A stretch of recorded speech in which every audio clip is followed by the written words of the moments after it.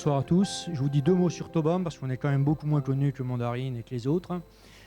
Donc on gère 10 milliards de dollars, on est une cinquantaine de personnes, on est une boîte indépendante. Notre clientèle, je saute des slides, notre clientèle c'est principalement des entités publiques, dont des banques centrales, des fonds souverains, des fonds de pension publics. Pour l'instant, si vous voyez, les banques et assurances, le wealth management, ça représente seulement 7% de nos encours. La France aussi représente une toute petite partie de nos encours. On est principalement en Amérique du Nord et dans les pays du nord de l'Europe. Tobam, c'est la diversification.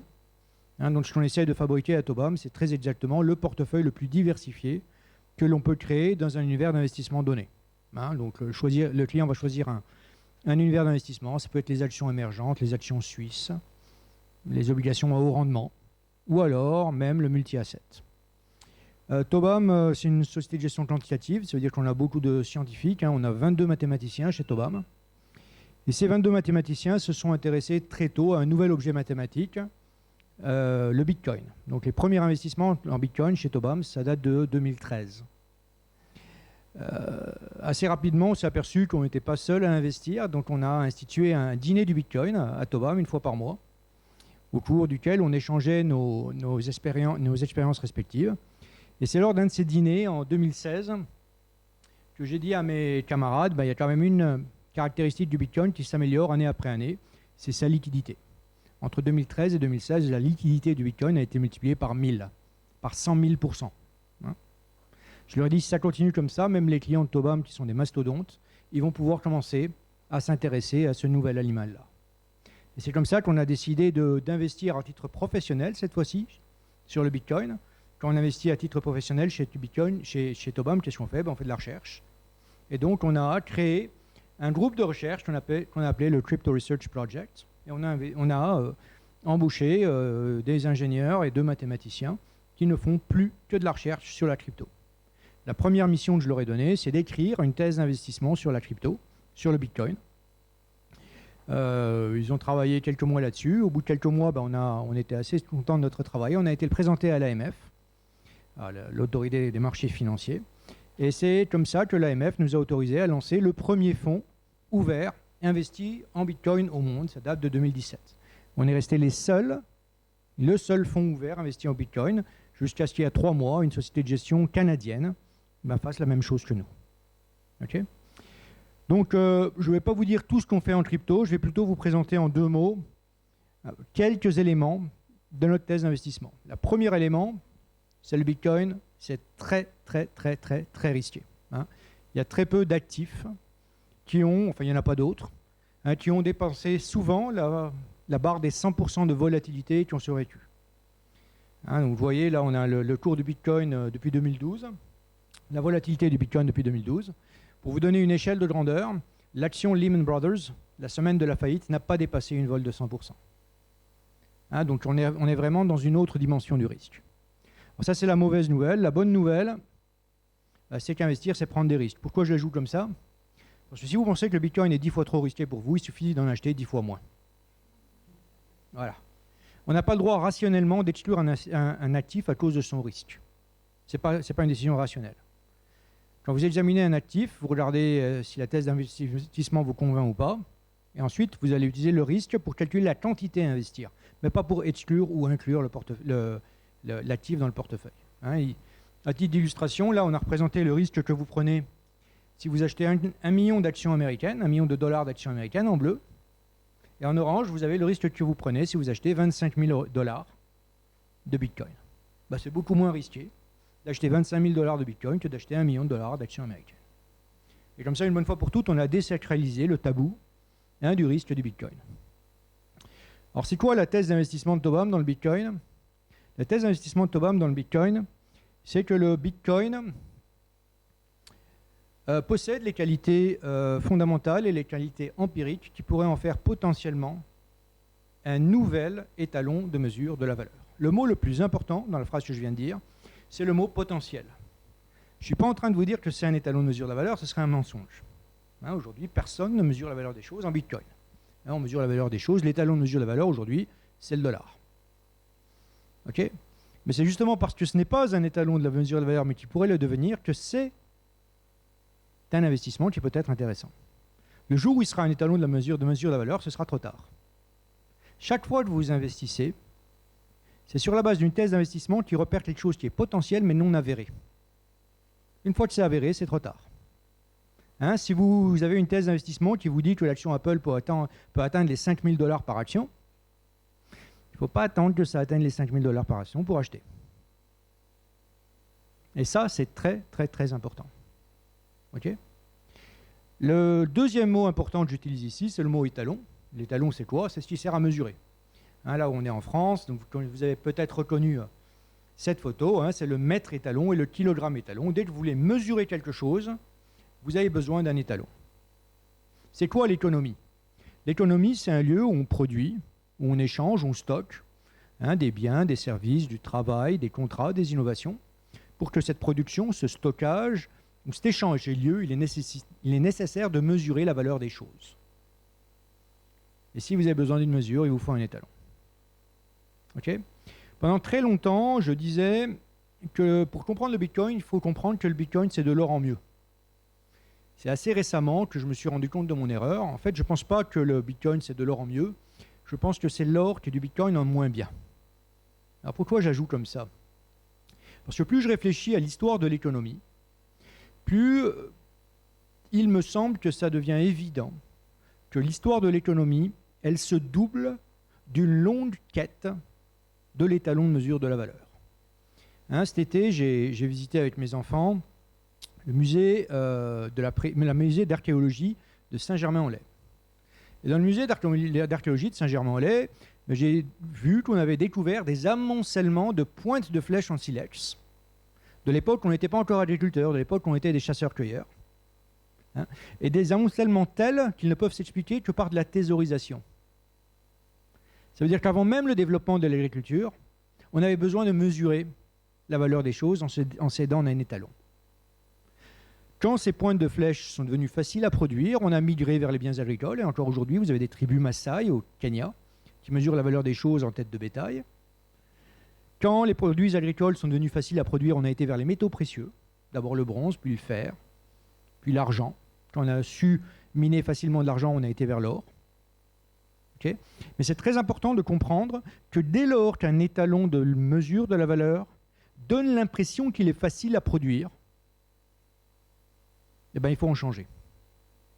Okay. C'est quoi le Bitcoin?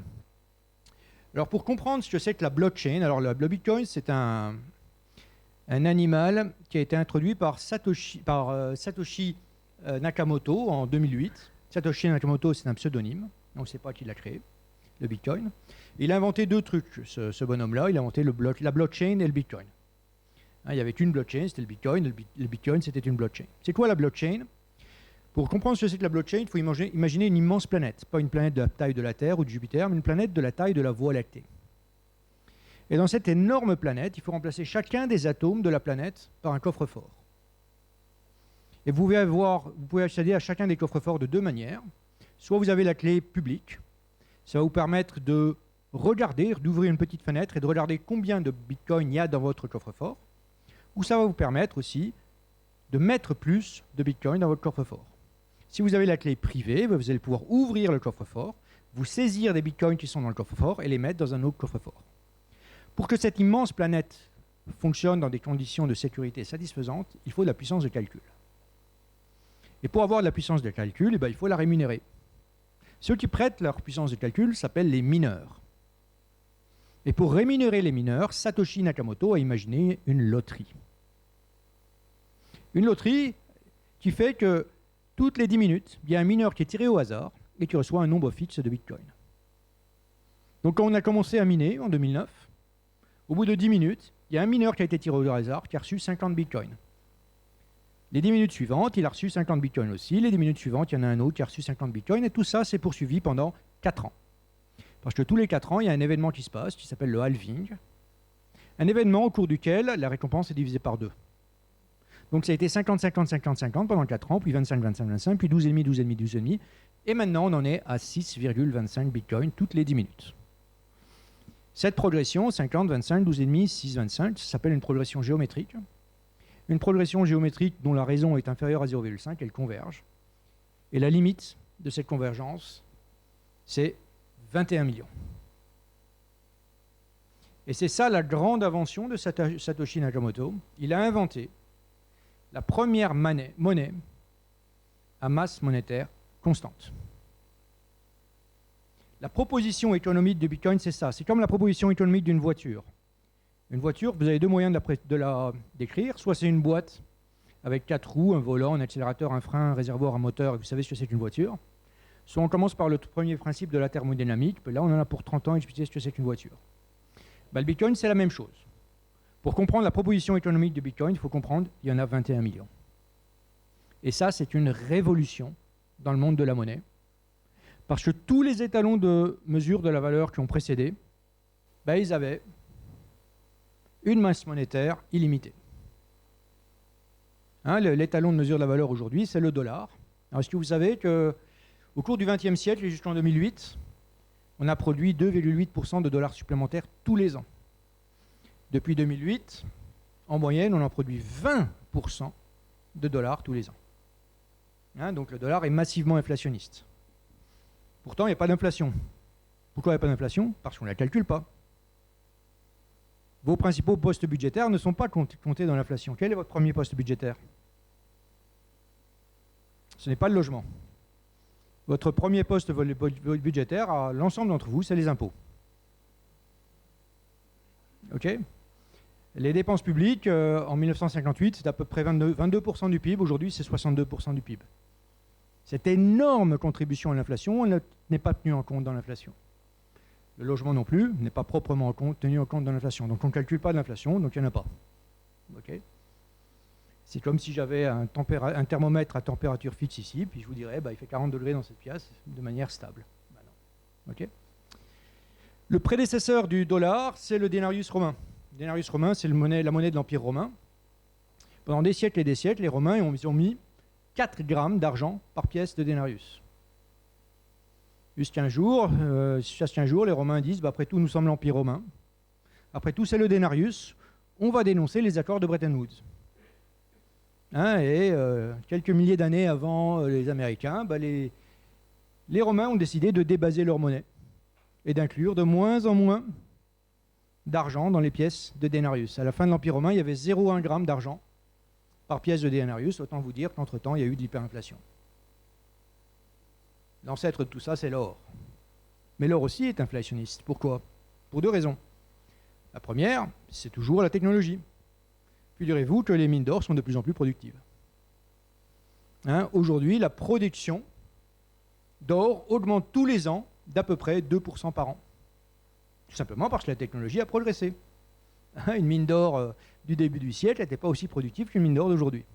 Ça, c'est la première raison. La deuxième raison, c'est qu'on estime que depuis le début de l'humanité a retiré à peu près 190 000 tonnes d'or de la planète. Mais on estime qu'il y a 6 fois 10 à la puissance 15 tonnes d'or dans la planète. Ça veut dire que pour l'instant, on a extrait 0,000000003% de l'or présent dans la planète Terre. Et by the way, l'or est un métal relativement courant dans l'univers, donc il y a plein d'or sur la Lune, il y a plein d'or sur la planète Mars.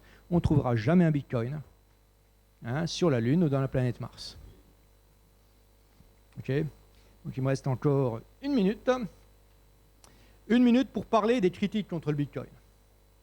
Alors les critiques contre le Bitcoin, il y en a plein. Pourquoi? Parce que le Bitcoin, c'est une innovation disruptive. Et chaque fois qu'il y a une innovation disruptive, elle est critiquée. Pourquoi? Parce que quand il y a une innovation disruptive, il faut faire son deuil du monde d'avant. Une grande innovation disruptive, c'était les PC. Quand on a inventé les PC, on s'est dit, on va être insoumis sous le gaz carbonique généré par les PC. Il y a des gens très savants qui disaient qu'en 2014, que si le Bitcoin se développait, en 2020, la totalité de l'énergie du monde servira à faire tourner le Bitcoin. Ce n'est pas tout à fait réalisé. Okay?